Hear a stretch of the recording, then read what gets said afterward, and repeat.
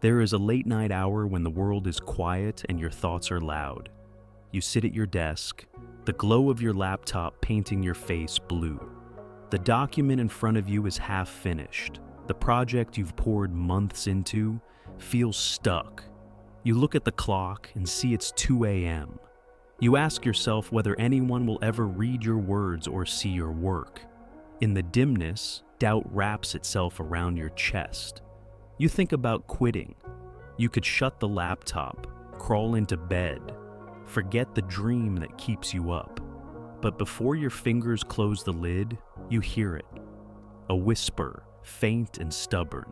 It says, "Stay." It says, some dreams require years of silence before they speak. You lean back in your chair and let the whisper settle into your bones. It's both a comfort and a warning. The late night scene becomes a covenant between you and patience.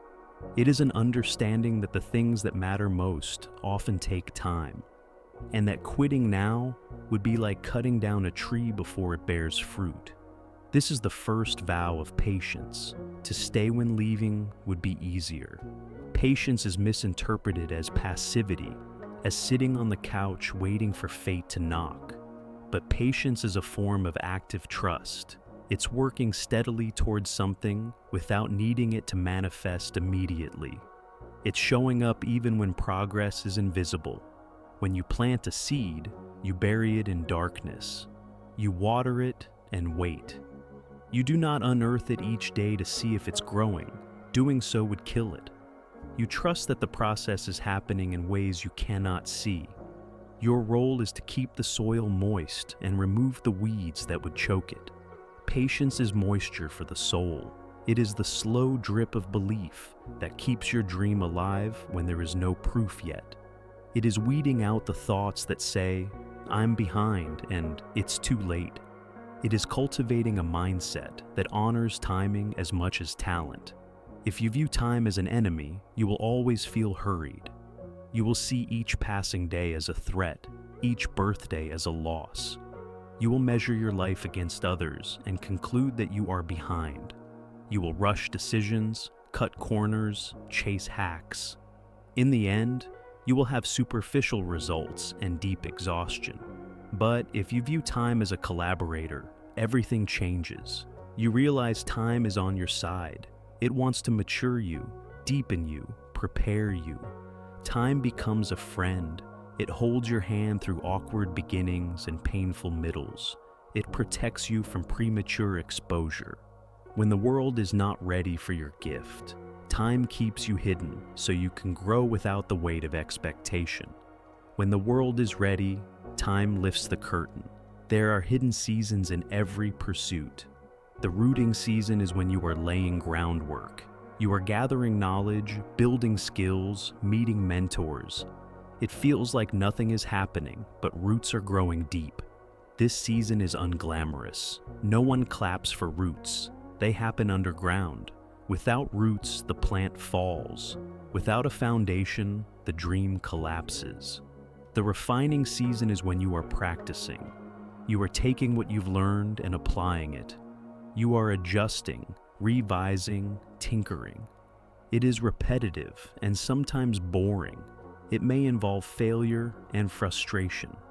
Then comes the obscurity season. In this season, you are doing your work unseen. You may be producing art, writing code, training your body, but no one knows your name. Obscurity can feel like invisibility.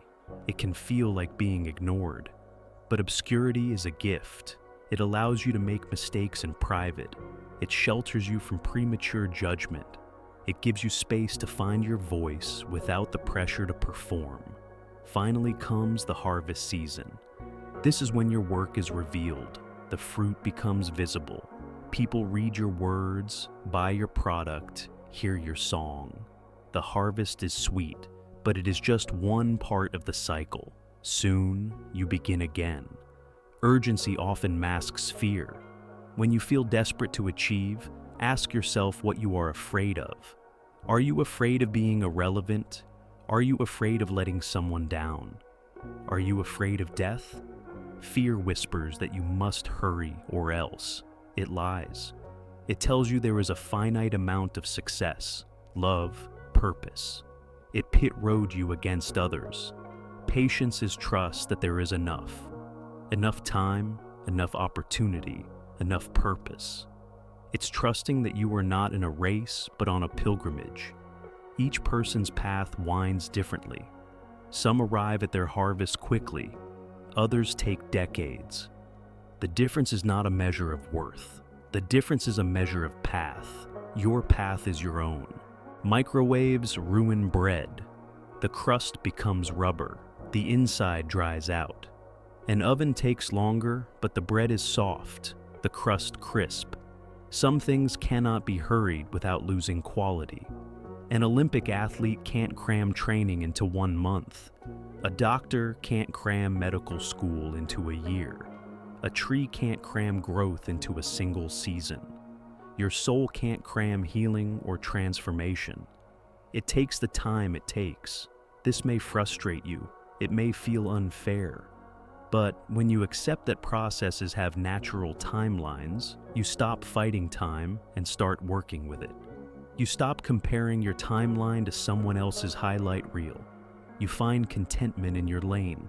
Micro wins are the fuel of patience.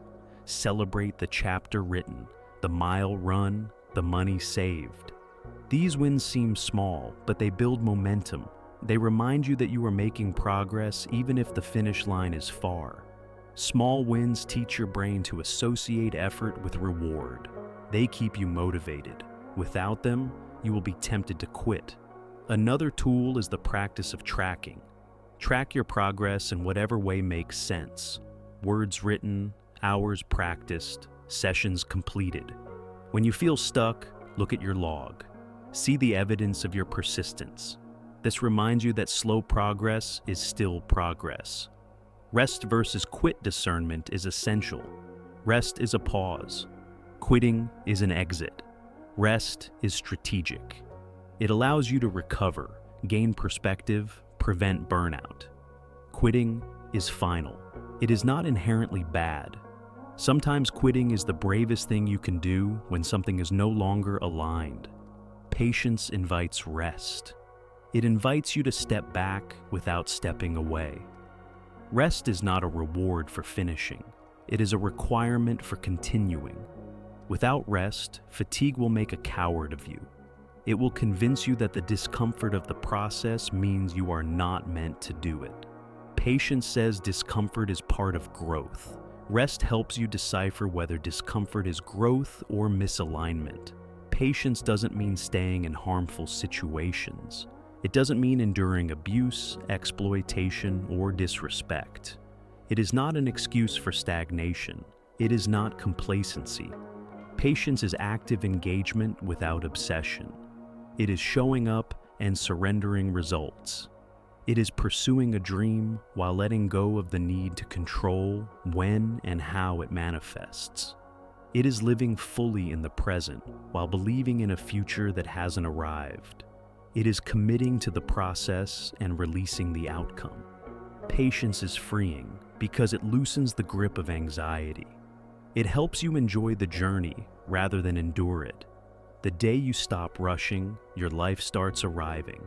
When you slow down, you notice the small joys you were sprinting past. The way your cat stretches in the morning, the way a stranger holds a door, the taste of coffee.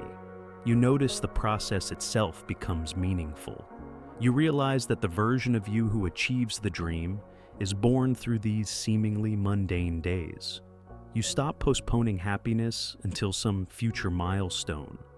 You find happiness in the work itself. This is not romanticizing struggle. It is recognizing that joy is often accessible when you aren't frantically chasing it. Patience shapes you. It teaches humility because it reminds you that you are not in control of everything. It teaches endurance because it requires you to sustain effort without immediate reward. It teaches faith because it asks you to believe in something unseen. It teaches wisdom because it forces you to evaluate what is worth waiting for. Patience is not easy. It confronts you with your impatience. It exposes your trust issues. It surfaces your fears. But when you embrace it, it becomes a teacher. It guides you through the seasons of your life with grace. It helps you build something worth having because it refuses shortcuts. It gives you peace because you no longer have to outrun your timeline. You return to that late-night scene. Your eyes are tired, but your heart is calmer. The whisper is louder now. It says, "Stay. Trust, work, rest. Your time will come." You close the laptop with a sense of satisfaction, not because the work is done, but because you honor the season you're in. You climb into bed, not defeated, but held. You wake the next day and write another paragraph. You live this way, showing up, celebrating small wins, resting when needed, trusting the timeline. One day, perhaps years later, your dream speaks. It arrives quietly, not as a thunderclap, but as a whisper that says, "I've been here all along." And you realize that the waiting was not empty. It was full of life. It shaped you. Patience turned you into the person who could steward the dream. And because you learned to live in the waiting, you know how to live in the harvest.